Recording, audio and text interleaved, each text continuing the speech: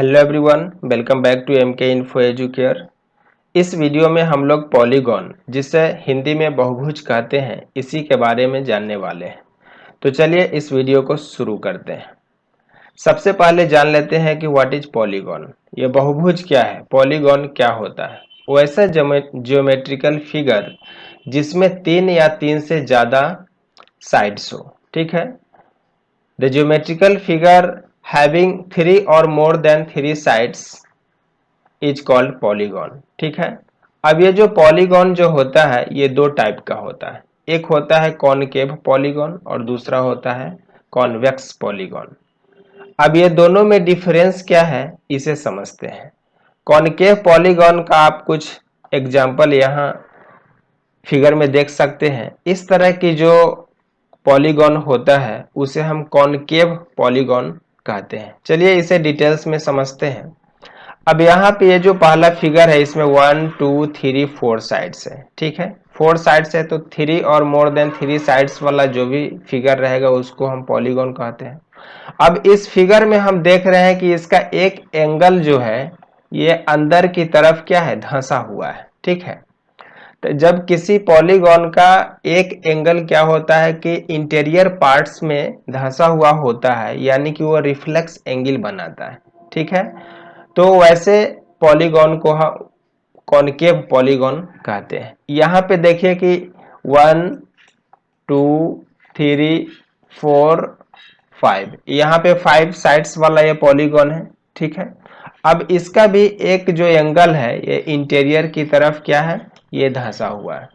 तो इस तरह की जो भी पॉलीगॉन होता है वो कॉनकेव पॉलीगॉन होता है। एक एंगल क्या होगा, रिफ्लेक्स एंगल होता है। इसको हम ऐसे समझ सकते हैं कि रिफ्लेक्स एंगल क्या होता है, जो 180 से बड़ा होता है और 360 से छोटा होता है, वैसे एंगल को हम रिफ्लेक्स एंगल बोलते हैं। यहाँ भी इसे देख सकते हैं, ये रिफ्लेक्स एंगल बना रहा है। ठीक है, तो ऐसा जो भी पॉलीगॉन होगा उसे हम कॉनकेव पॉलीगॉन कहते हैं।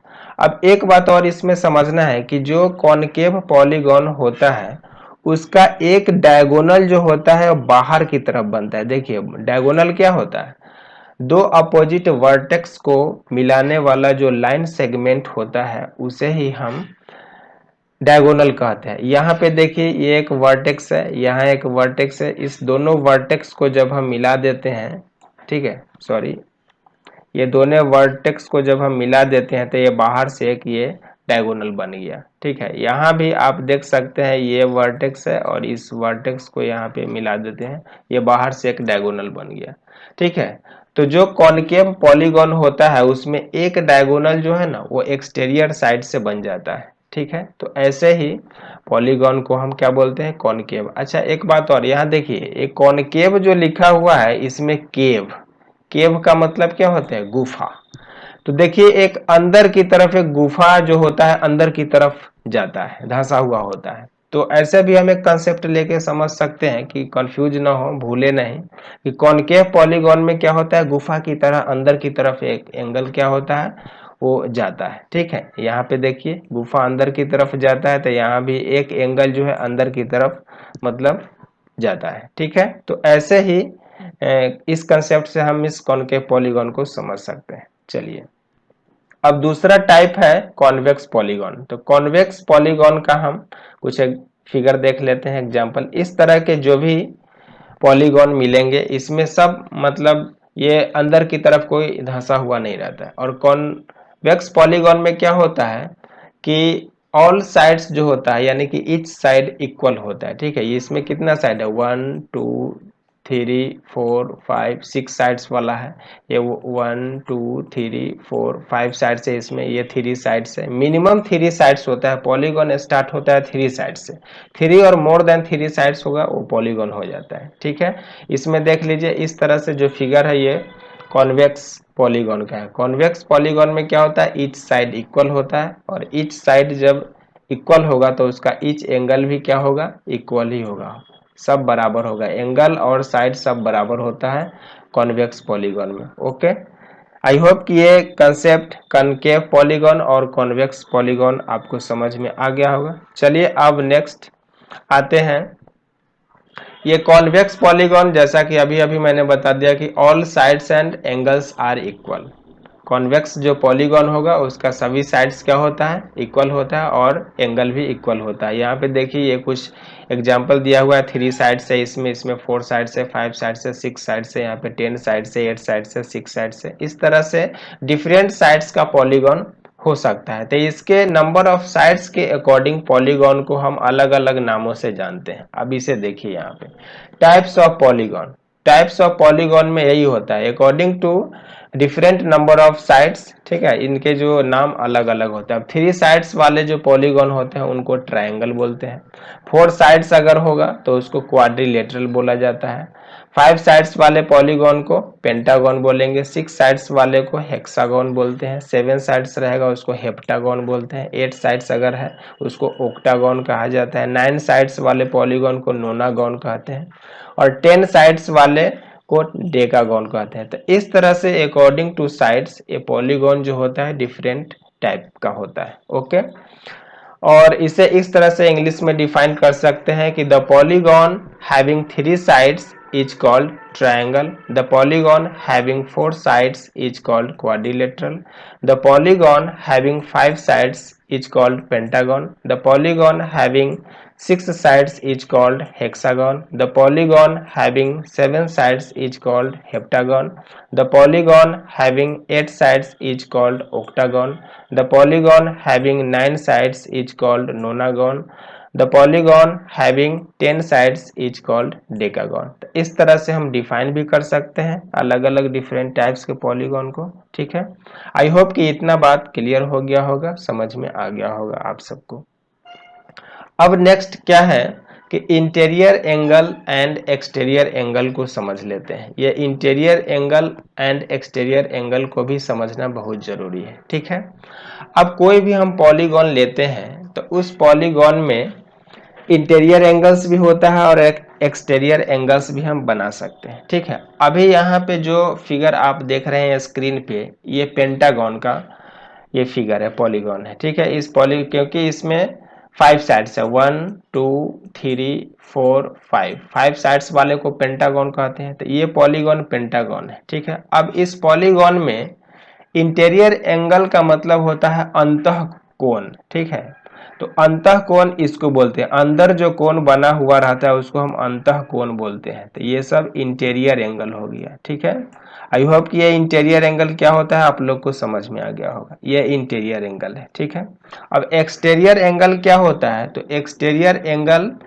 वो बाहर बनता है। एक्सटीरियर एंगल का हिंदी होता है बाह्य कोण। तो बाह्य कोण यानी बाहर से बनता है। सपोज कि मान ली कि ये जो लाइन है, इस लाइन को हम आगे की तरफ हम प्रोसीड करते हैं। ठीक है, इस लाइन को आगे की तरफ हम प्रोसीड किए तो बाहर से एक एंगल बन गया, इसी एंगल को हम बोलते हैं एक्सटीरियर एंगल। कोई दिक्कत? अच्छा, एक बात यहाँ पे ध्यान दीजिए कि ये जो एक्सटीरियर एंगल बना है और इधर ये जो इंटीरियर एंगल है, तो इंटीरियर एंगल और एक्सटीरियर एंगल एक स्ट्रेट लाइन पे बन रहा है यहाँ पे। तो स्ट्रेट लाइन पे जो एंगल बनता है उसको बोलते हैं हम स्ट्रेट एंगल। स्ट्रेट एंगल जो होता है 180 डिग्री का होता है। ठीक है, ये बात तो पता ही होगा, अगर नहीं पता है तो समझ लीजिए। स्ट्रेट एंगल पे जो भी बनता है वो उसका मेजरमेंट कितना होता है, 180 डिग्री होता है। क्लियर? अब है, मान लीजिए कि इस साइड्स को हम आगे की तरफ प्रोसीड करते हैं तो यहाँ पे एक एक्सटीरियर एंगल बन गया, यहाँ एक एक्सटीरियर, यानी कि किसी भी साइड्स को जब हम आगे की तरफ प्रोसीड करेंगे तो बाहर से जो एक एंगल बनता है उसी को हम एक्सटीरियर एंगल यानी कि बाह्य कोण कहते हैं। ठीक है, अब इस साइड्स को आगे की तरफ अगर हम प्रोसीड करते हैं तो बाहर यहाँ पे एक्सटीरियर एंगल हो गया, इसको हम अगर आगे प्रोसीड करते हैं तो यहाँ पे एक्सटीरियर एंगल हो गया। तो इस तरह से जितने साइड वाले पॉलीगॉन होंगे उतने एक्सटीरियर एंगल बन सकते हैं। 1 2 3 4 5 हो गया यहाँ पे। तो इंटीरियर एंगल भी उतना ही होगा जितना नंबर ऑफ साइड्स होगा और एक्सटीरियर भी उतना ही होगा। फर्क ये है कि एक्सटीरियर एंगल किसी भी साइड को आगे की तरफ प्रोसीड करने के बाद बाहर से वो एंगल बनता है। ठीक है, आई होप कि ये इंटीरियर एंगल और एक्सटीरियर एंगल क्या होता है आपको बहुत ही अच्छे से समझ में आ गया होगा। अब नेक्स्ट चलते हैं, कुछ इंपॉर्टेंट फार्मूलाज हैं पॉलीगॉन से रिलेटेड, उसे याद रखना बहुत जरूरी है। बहुत सारे स्टूडेंट को ये फार्मूला याद नहीं रहता है, तो उनसे रिक्वेस्ट है कि इस फार्मूला को आप बार बार लिख के प्रैक्टिस करके याद कर ले और समझ ले अच्छी तरह से। सबसे बड़ी बात है समझ लेना, ठीक है। तो पहला है फॉर्मूला कि sum of all exterior angles of a polygon. Exterior angles अभी पहले मैंने समझा दिया कि जो बाहर से बनता है, तो सभी एक्सटीरियर एंगल्स का जो सम होता है वो 360 डिग्री होता है, एकदम फिक्स है, ये कांस्टेंट है। चाहे वह किसी भी साइड्स वाला पॉलीगॉन हो, ट्रायंगल हो या क्वाड्रिलेटरल हो, पेंटागन, हेक्सागन, हेप्टागन, कोई भी गॉन हो, ठीक है, उस सारे एक्सटीरियर एंगल्स को जब हम सम करेंगे तो उसका मेजरमेंट 360 डिग्री ही होता है, ठीक है।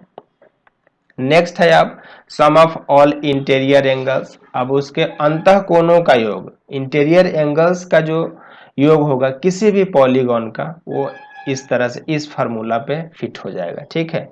ये फार्मूला याद रखना है कि अगर सम ऑफ ऑल इंटीरियर एंगल्स निकालना है किसी पॉलीगॉन का, तो उसके लिए फार्मूला होता है n-2 इंटू 180 डिग्री, ठीक है।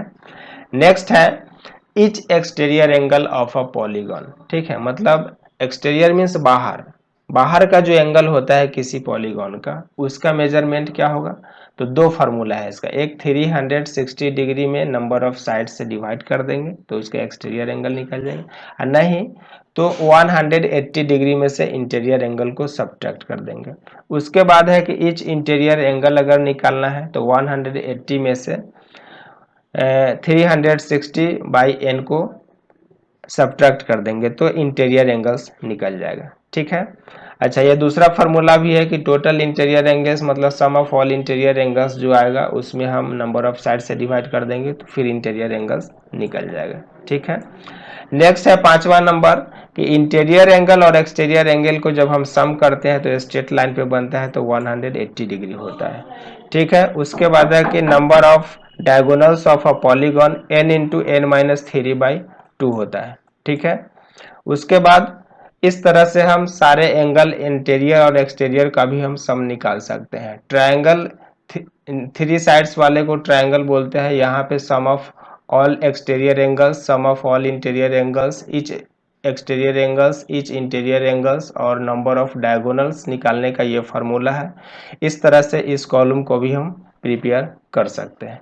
आई होप कि यह वीडियो आपको पसंद आया होगा और कंसेप्ट क्लियर हो गया होगा। Thank you.